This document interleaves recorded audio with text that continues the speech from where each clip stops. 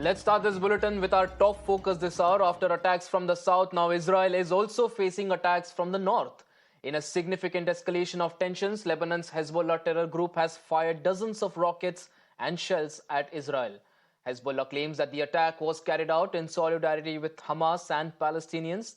The Israel Defense Forces responded to this attack with artillery strikes. Israel's medical center was also targeted by the Hamas rocket, and the situation right now remains grim on both sides. Israel has lost 26 soldiers in fighting in southern Israel following a surprise escalation by Hamas. Israeli Prime Minister Benjamin Netanyahu vowed a strong response immediately, announcing counter-operation called Swords of Iron. Thousands of rockets have exchanged fire, leading to horrific scenes of destruction, with high-rise buildings reduced to rubble and civilians caught in the crossfire. The situation remains tense, with reports that Hamas terrorists are holding Israeli civilians and soldiers hostage. Israel has also announced an immediate halt to the supply of electricity, fuel and goods to Gaza. אזרחי ישראל היקרים, כוחות חמאס פלשו הבוקר לשטח ישראל בבוקרו של יום חג, שבת, ורצחו אזרחים תמימים, ילדים וקשישים. החמאס פתח במלחמה אכזרית ומרושעת. אנחנו ננצח במלחמה הזאת, אבל המחיר כבד מנשוא. זהו יום קשה ביותר לכולנו. חמאס רוצה לרצוח את כולנו. זה אויב שרוצח ילדים ואימהות בבתים שלהם, במיטות שלהם. אויב שחוטף קשישים, ילדים, נערות. רוצחים שטובחים ושוחטים באזרחינו, בילדינו, שבסך הכל יצאו לבלות בחג. מה שקרה היום לא נראה בישראל, ואני אדאג שזה לא יקרה יותר. הממשלה כולה מתייצבת מאחורי ההחלטה הזאת. I think it's quite clear that this attack caught Israel by surprise, unfortunately. Obviously, there is no way that such terrible consequences would have occurred if Israeli forces intelligence were at the kind of readiness that we know and expect. That was what occurred. That was how it happened. And currently, we are in a state of war. We're still in the fog of war. We don't know everything we need to know, but we really are just at the beginning of this campaign.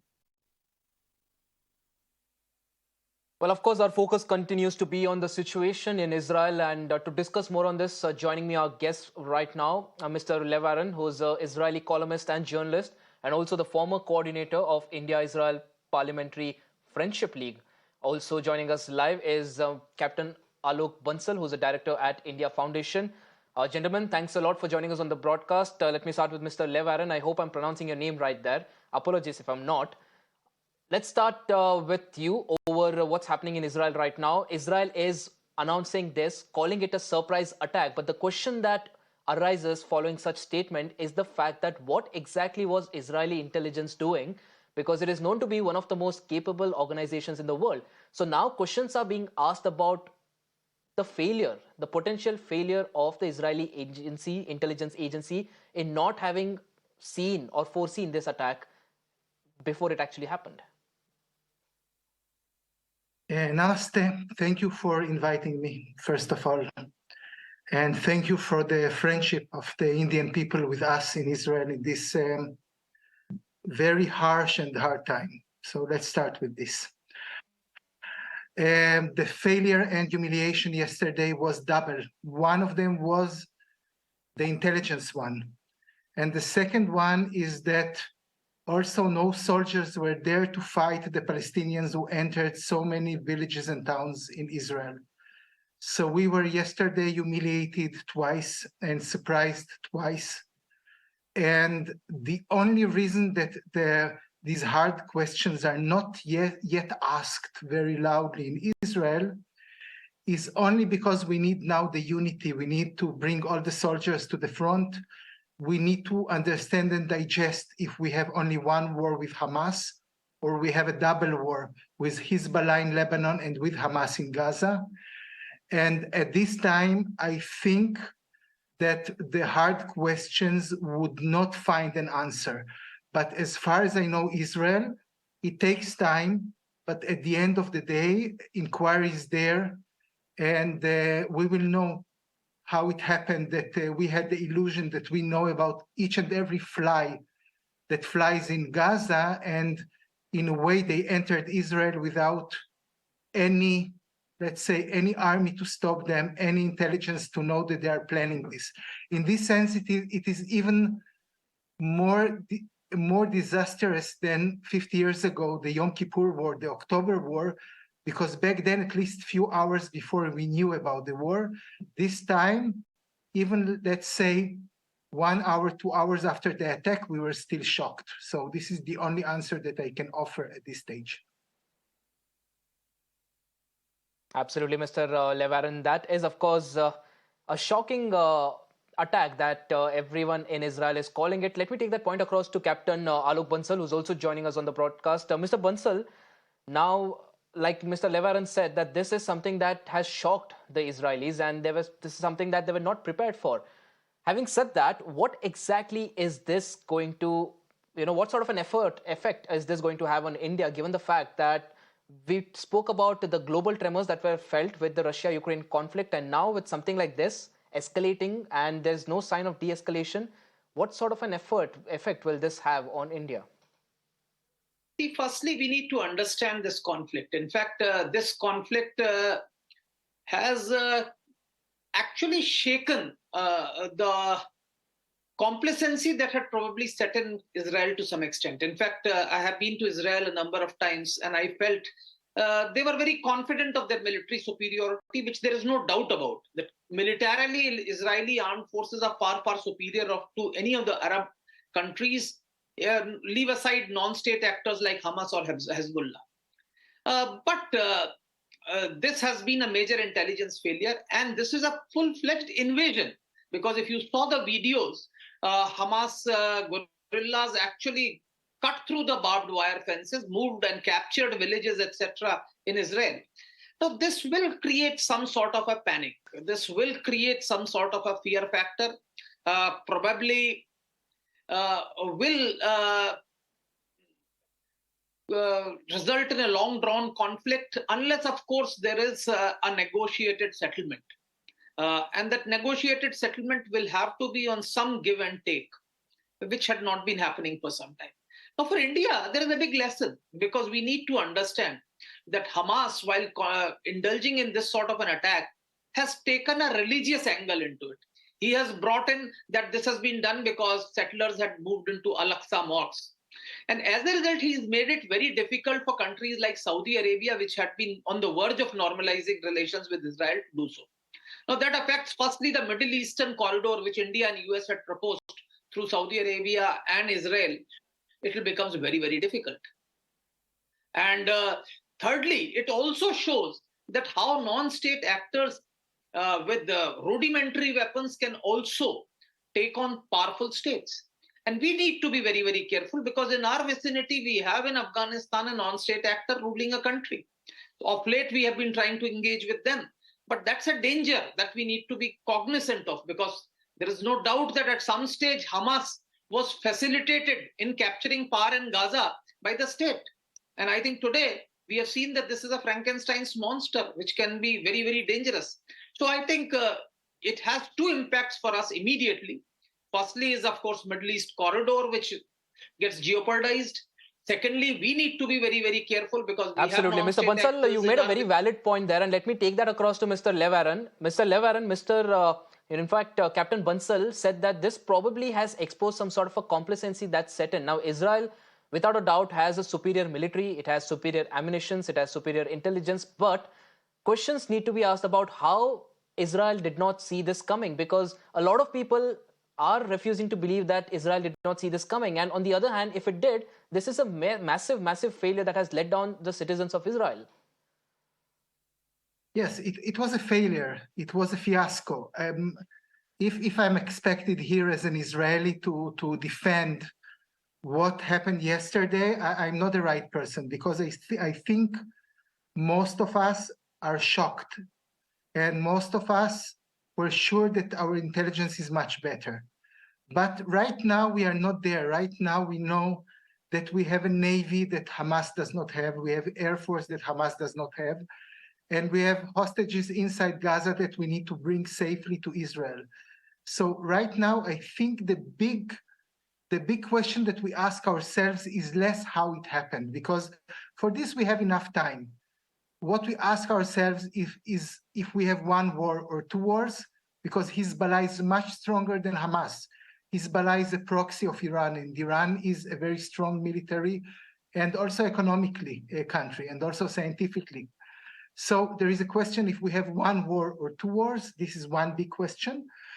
And the second question is, does Hamas seriously expect Israel to let go all the Hamas prisoners in Israel, and otherwise Hamas will kill the hostages in Gaza?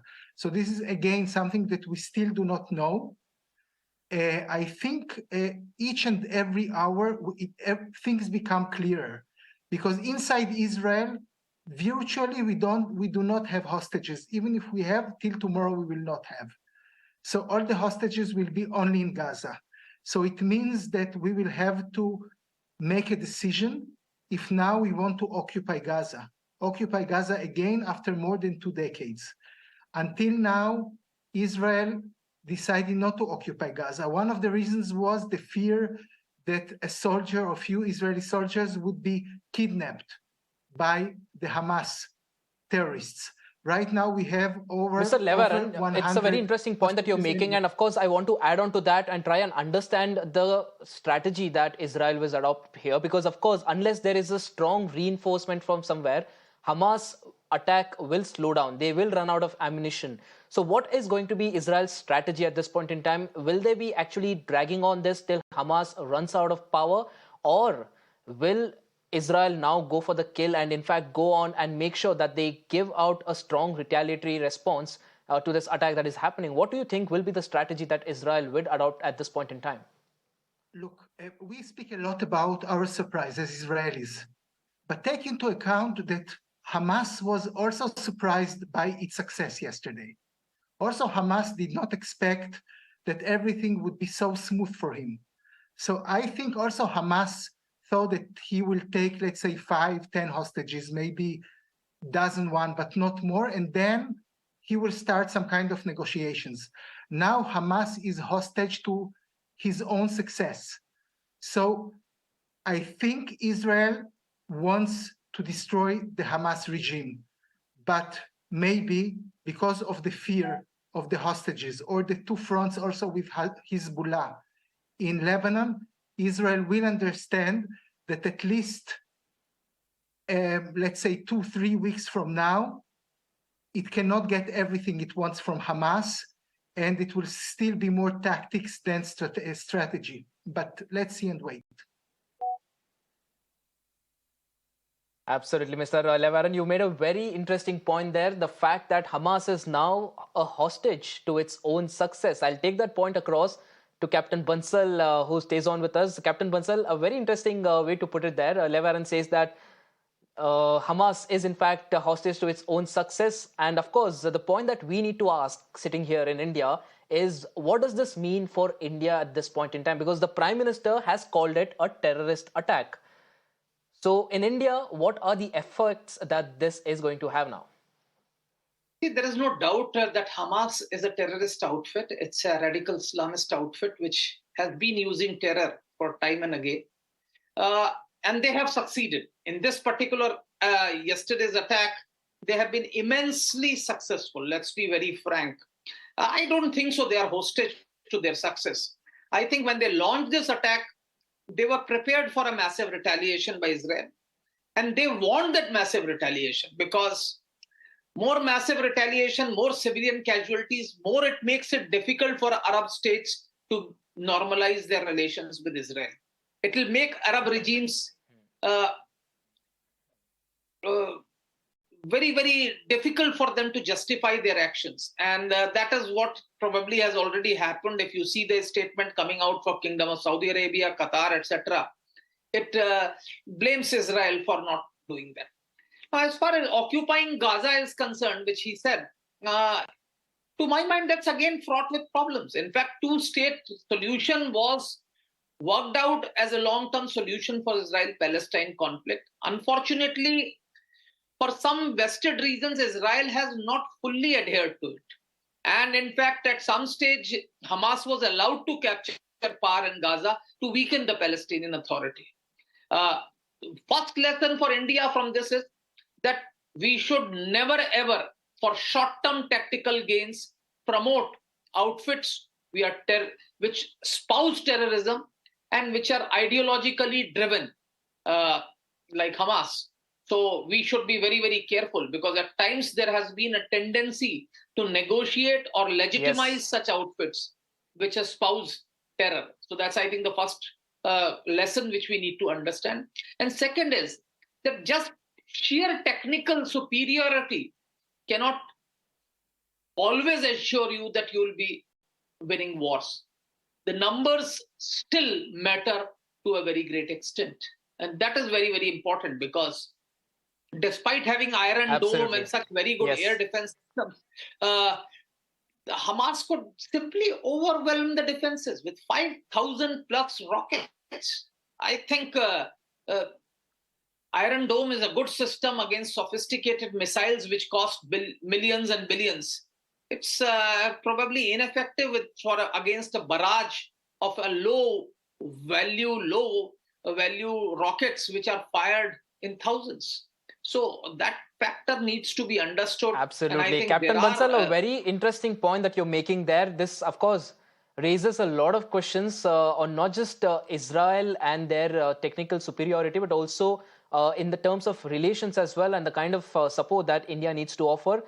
Thanks a lot, Captain Bansal, for joining us. And also thank you, Mr. Levaran, for joining us on this broadcast with more details on that. And of course, very insightful discussion this. So we've of course gathered a lot of insight as to what exactly is going on, how India needs to approach this, and also how Israel has been caught off guard when it comes to this attack, wherein everyone was expecting Israel to be on the know-how to in fact come out and defend itself. But Hamas has managed to inflict major damage.